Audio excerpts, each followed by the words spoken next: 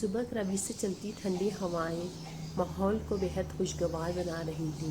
وہ اپنے جھولے پر پتنگ بنی جھول رہی تھی جب اچانک ہی اس کے پاؤں سے کوئی شے ٹکرائی تھی۔ اس نے چونک کر جھولے کے بمشکل روک کر اس شے کا مشاہدہ کیا تو دو پتھر میں لپٹا ہوا کاغذ کا ٹکڑا تھا۔ اس نے گھبرا کر دائیں بائیں دیکھا اور اسے اپنے دوپٹے کے پلو میں چھپا کر غیر محسوس طریقے سے چھت کی طرف دیکھا تھا۔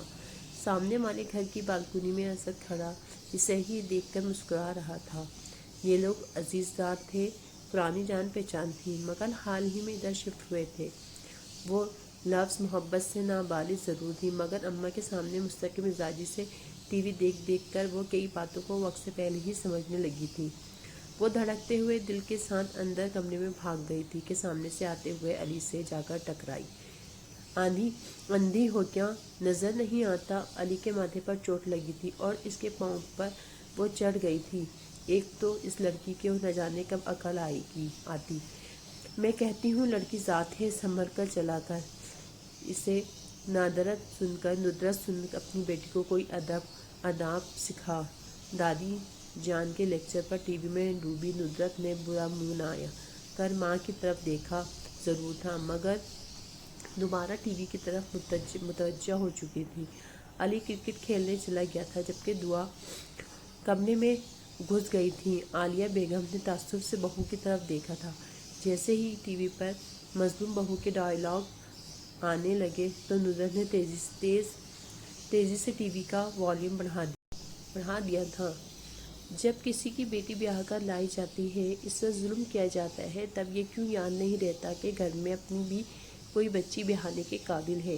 اور ٹی وی میں بہو کے اس ڈائیلاگ کے بعد ساس نے اس کے منہ پر زوردار چانٹا رسید کیا تھا۔ بہو فل میک اپ میں نیل بہا رہی تھی۔ ندرت نے کن اکھیوں سے ساس کو دیکھا تھا، جبکہ عالیہ نے دکھ سے گہری سانس بھری تھی۔ ندرت اس بات سے قطعی طور پر بے خبر تھی کہ اندر اس کی بیٹی لو لیٹر پڑھ کر آنے والے دنوں کے منصوبے بنا رہی ہے۔ ندرت تیزی سے دوپہر کے کھانے کی تیاری میں مصروف بار بار مضطرب انداز میں کچن سے باہر نکلتی لاؤنج میں لگے ہوئے وال کلاک میں وقت دیکھ رہی تھی۔ آج وہ علی کا من پسند آلو گوشت بنا رہی تھی۔ دعا بھی کھا تو لیتی تھی، مگر اسے بھنا ہوا گوشت پسند تھا۔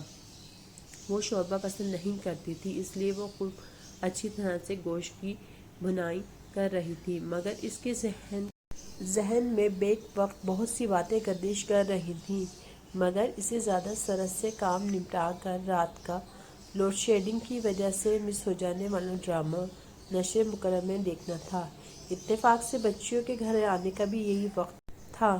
علی میٹرک میں تھا اور دعا سیکنڈ ایئر کالج کی طالبہ تھی۔ وہ قدرے توقع سے گھر آتی تھی۔ اس نے بھنا گوشت تھوڑا سا نکال کر الگ باؤل میں رکھ دیا تھا اور باقی گوشت میں آلو ڈال کر شوربہ بنا دیا تھا، لیکن آنچ پر ڈھک کر وہ آٹا گوندھنے میں لگی تھی جب اس کی ساس نے کچن میں جھانکا تھا۔ بہو کافی دیر پہلے چائے کا کہا تھا، کیا بنی نہیں؟ وہ جی بھر کر مدمزہ ہوئی تھی۔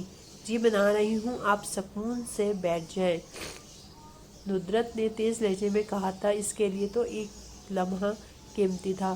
میں کہتی ہوں ان ڈراموں میں کچھ نہیں رکھا، اپنی بچی پر نگاہ رکھو، یہ عمر بہت نازک ہوتی ہے۔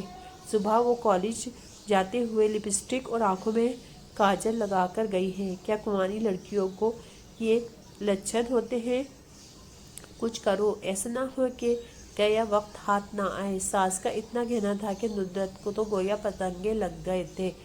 اس نے وہی آٹے والا ہاتھ کمر پر رکھتے ہوئے سخت لہجے میں ساس سے دو بدو ہو کر کہا تھا، نہ آپ صاف صاف یہ کیوں نہیں کہتی ہیں آپ کو میرا ٹی وی دیکھنا کھلتا ہے؟ اور عامر نے ٹی وی میرے کمرے میں لگا دیا۔ باقی آگے کی سٹوری سننے کے لیے آپ ہمارے چینل کو سبسکرائب کریں اور لائک کیجیے۔